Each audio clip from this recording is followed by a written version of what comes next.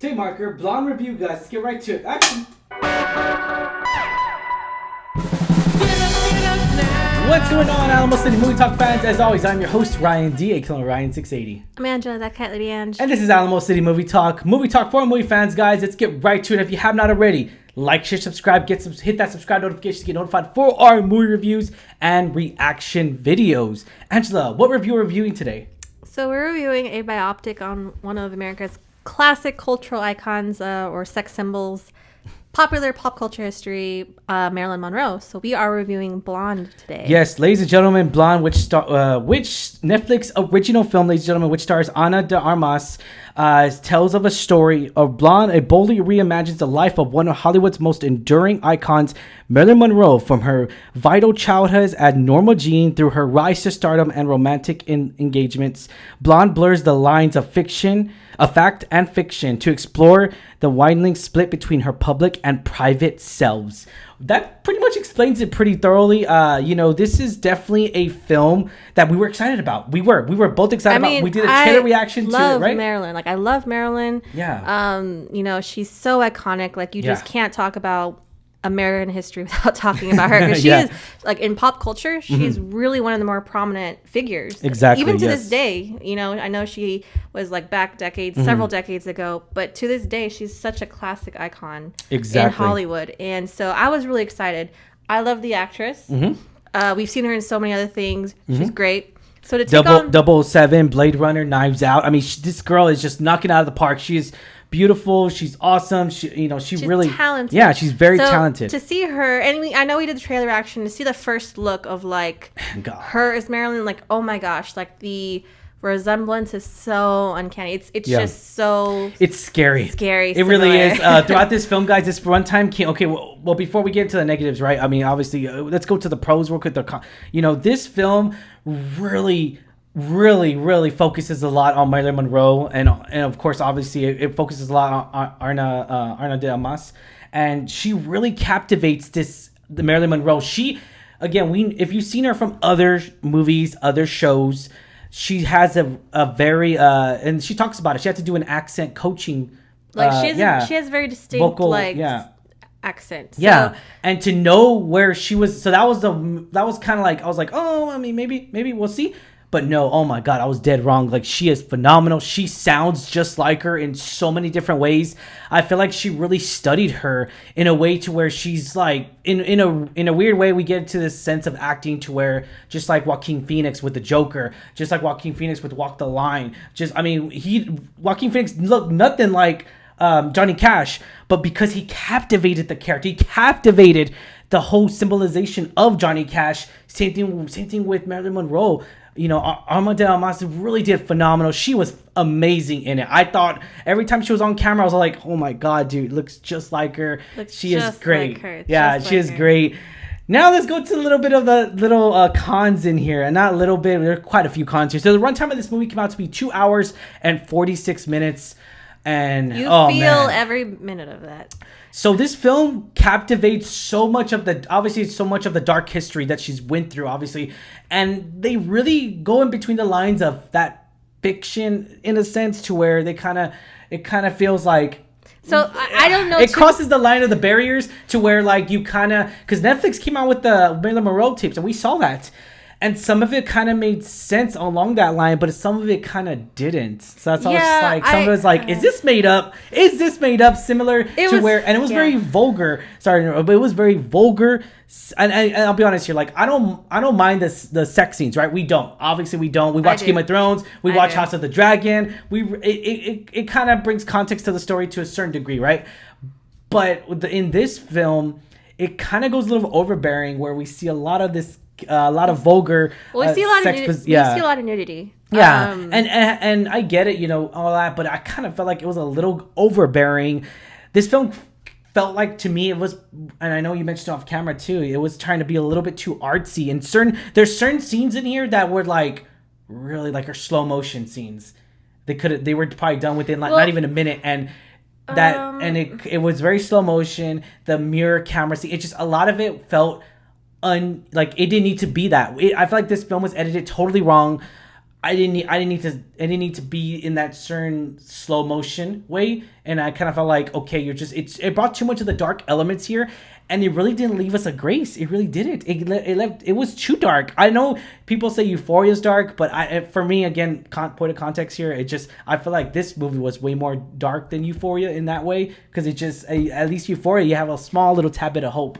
In this scenario, it's definitely not there. I don't have a problem with darkness. I like dark movies. I like that we saw a different side of her. We saw what she struggled through. Yeah. Off camera, trying to make it in the industry, because the way in the industry is completely different than it is today. She had to do a lot of things she didn't want to do to become a star, and you see that. So it wasn't the darkness that bothered me. It was like I had mentioned, I think it's trying too hard to be artsy by the way it's shot, the effects of the camera. Like I know one scene where she is going like to a premiere, and all the audience and the paparazzi and the fans, and like you said, it's that slow motion, and you see the mouths on them are so exaggerated as they're yelling out her name. Like I know it's meant to portray like a message, but I feel like it had so many moments like that where it's very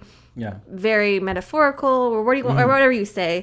And I didn't really like that. That was my downfall. It tried too hard to be that. And I'm not talking about all the nudity. I'm just talking about certain scenes, and you guys will know what we're talking about here. Not even the beginning, not even the first act of the film. The first act of the film, I don't want to say I liked it, but in a weird way, I kind of enjoyed that insight into what women were going through at that time, because it was so sugar-coated. It was like, oh, okay. Like, it was behind closed doors. Yeah. Like it wasn't really brought to the public, or it was more widely accepted, because that's what women had to do to break into the industry. And that's why she was in a lot of stuff. That's why,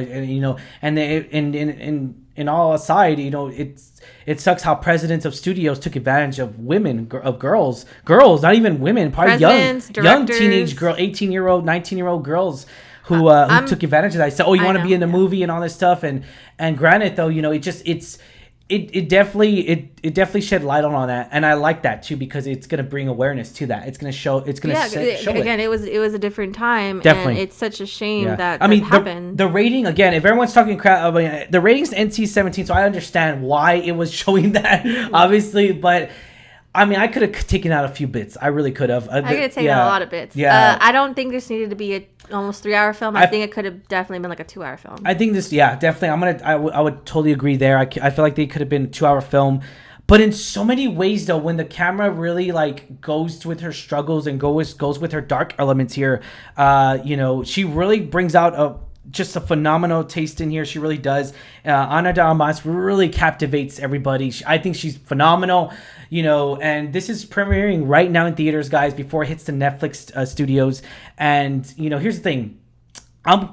She needs to at least get, for me, this movie is not a Best Picture film. It's not. For me, it's not.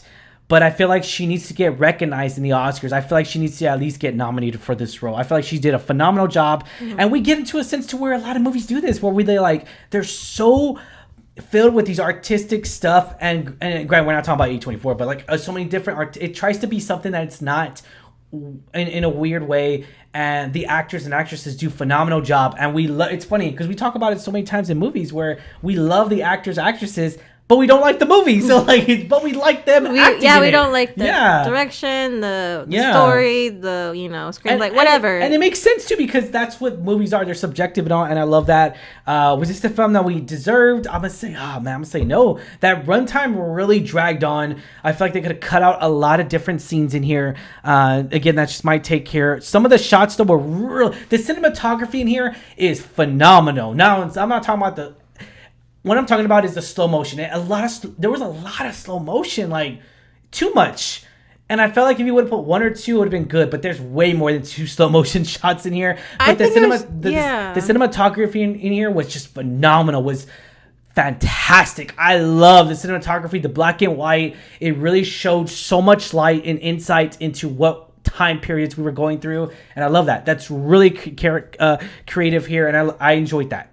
But when again, the runtime could have been a lot shorter. But yeah, what do you give this rating, Angela? Rating 1 out of 10, 10 be the highest. I personally, like I said, I agree with you. It's not a best picture, but I think she did phenomenal. Yeah. And only because she and the rest of the cast did phenomenal, I would give it a 5.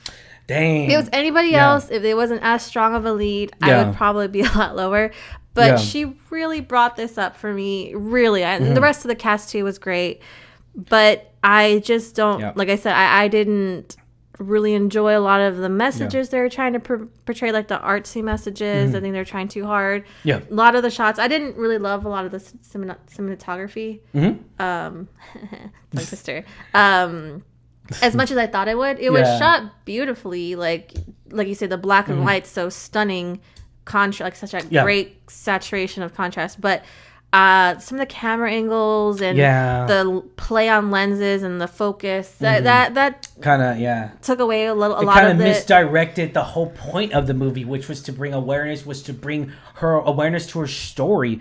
Tell us a story. Tell us a great, phenomenal story of what she went through. Let us spread that awareness. How studio presidents or studio executives don't take advantage of situations like this. I appreciate they played with the, like the focus and the shots and everything. See, that was good. Even the blurry shots.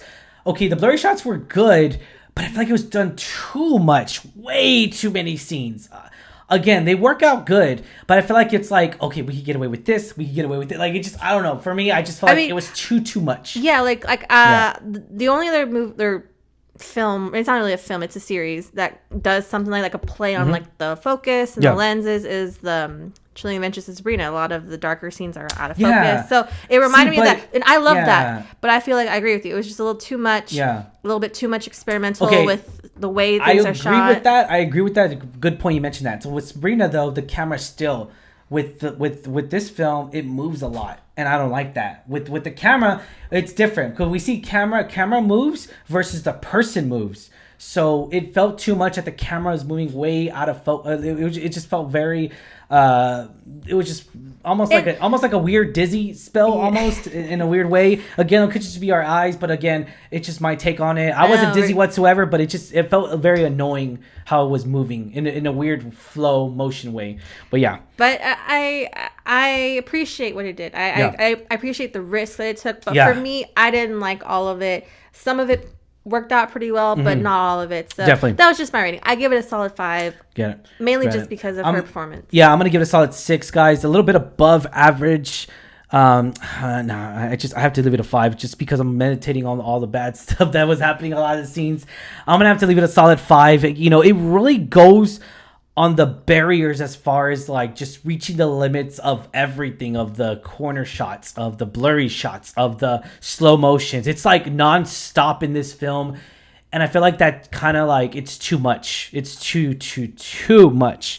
Again, that's just my take, guys. Put on comments down below. What did you think? The question is for you guys. What did you think of this movie review, guys? What did you think of Blonde? Again, are we just crazy? Ryan, Angela, what are you guys talking about? I love this movie. Put on comments down below, guys, because we love talking movies with y'all. But again, though, I kind of feel like with us, with the moviegoer audience, because of our attention span and all this stuff with what's going on and everything in the world, I feel like this might not come out at a right time. I feel like it should have shifted a little bit. But as far as like this, to me, I feel like this movie was not even edited. I feel like it was just raw footage and just straight shot to where like, oh, we're just gonna blur out some scenes and then add the slow motions. Again, if someone told me this movie was more than 3 hours long on the cut and it was 4 hours long, I'll be like, dude, what the heck? Like, what? Netflix is spending that money on nothing. I'm just saying that. I'm just saying, guys. But yeah. All right, guys. If you have not already, like, share, subscribe. As always, I'm your host, Ryan D. Call Ryan680. Amanda, that Kelly Ange. And this is Alamo City Movie Talk, guys. Once again, hit that like, share, subscribe. On our road to 2,000 subscribers. Help us reach that point. Thank you so much, everyone, and stay safe, San Antonio. Catch you all later.